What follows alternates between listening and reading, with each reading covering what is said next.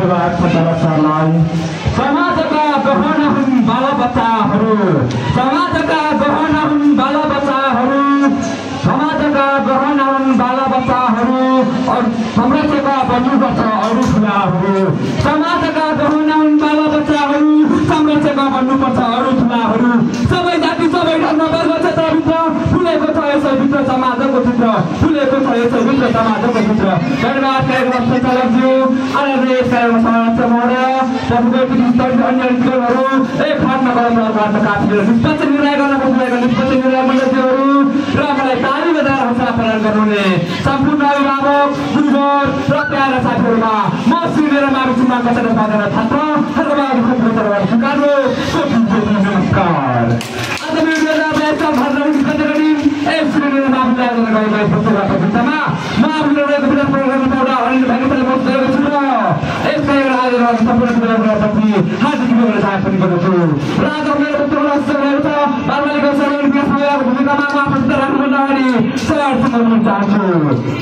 नमस्कार आज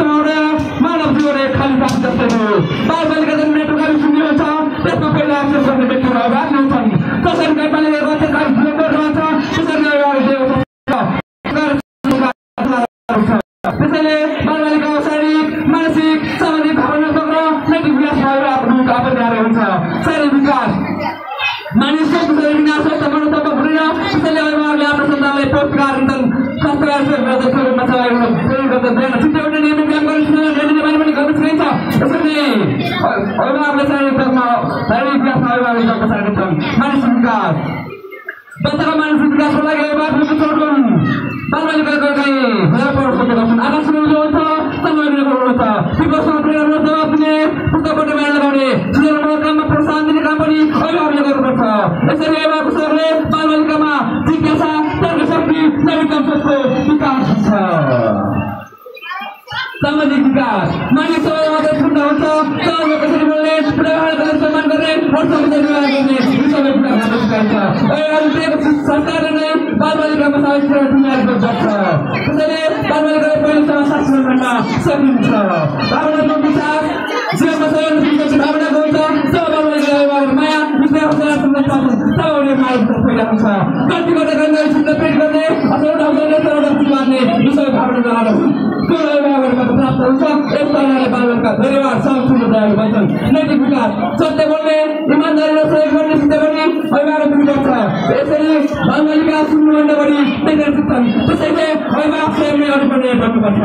प्रिय उपस्थित महानुभावहरू यदि बालबालिका फुलको वर्ष पूर्ण गर्यो भने अभिभावक केही बोल्दै पानीले कम्प्युटर जगाउने मालिक हुन् मालिकको मेहनत बिना फुल सुन्दर हुँदै हुँदैन त्यसैले अभिभावकको प्रेम मार्गदर्शन बिना